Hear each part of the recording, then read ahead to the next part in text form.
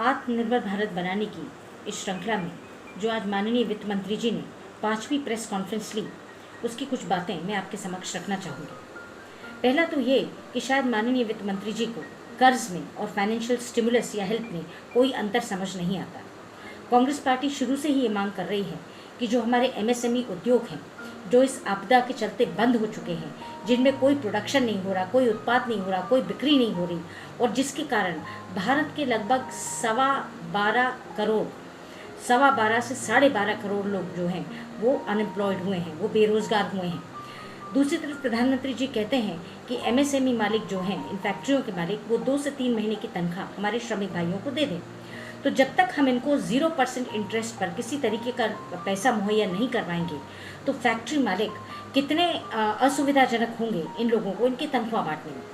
दूसरी बात मैं करना चाहूँगी कि माननीय वित्त मंत्री जी ने कहा कि हमारे यहाँ अर्बन पुअर और माइग्रेंट लेबर्स, इनको राशन उपलब्ध कराया जा रहा है। तो मैं ये कहना चाहूँगी कि हमारे यहाँ एक एक्ट है जिसका नाम है नेशनल फूड सिक्योरिटी एक्ट, और इस नेशनल फूड सिक्योरिटी के एक्ट के तहत जो भी व्यक्ति, जो भी गरीब इसके नॉर्म्स को क्वालिफाई करता है, वो इसका हकदार होता है। तो इसमें हमने उन पर कोई एहसान नहीं किया।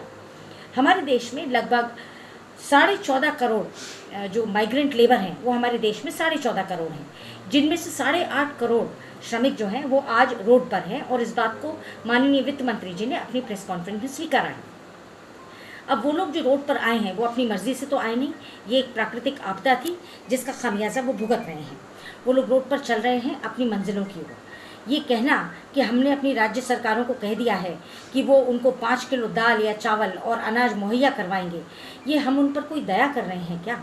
एफसीआई के गोडाउन में जो अनाज रखा हुआ है माननीय, वो इस देश का ही अनाज है, वो भारत का अनाज है। और आज एक ऐसे समय में जब मानवता एक बहुत बड़े संकट से जूझ रही है, तो आज अगर हम उनको ये अनाज दे देते हैं तो इसमें हम उन पर कोई एहसान कर रहे हैं क्या? फिर आपने कहा कि जो श्रमिक भाई हमारे रोड पर चल रहे हैं उनको 3 वक्त का पका हुआ भोजन दिया जा रहा है। मैं आपसे पूछना चाहूँगी कि ये बात आपने वास्तविकता की कसौटी पर जांच की कि वाकई में उनको खाना मिल रहा है या नहीं मिल रहा है? मैं इस वक्त कोई राजनीति नहीं करना चाह रही, ना ही कोई आक्षेप का एक दौर वो करना चाह रही हूँ। मैं बस इतना निवेदन करना चाह रही हूँ सरकार से कि देखिए, हो सकता है कुछ गलतियाँ हमसे हो गई हों, लेकिन ये आपदा अभी कितने दिन तक और रहे इसका हमें कोई अंदाज़ा नहीं। हम बस ऐसा कुछ करें कि जो गलतियाँ या जो कोताही हमसे पूर्व में हो चुकी है वो आगे ना हो, और हम इस तैयारी को एक साथ मिलकर, एक साथ बैठकर, सबके साथ डिस्कस करके और कुछ ऐसी पॉलिसीज़ बनाएं जिससे आगे आने वाले दिनों में हमारे श्रमिक भाइयों को, हमारे लेबरर्स को कोई दिक्कतों का सामना ना करना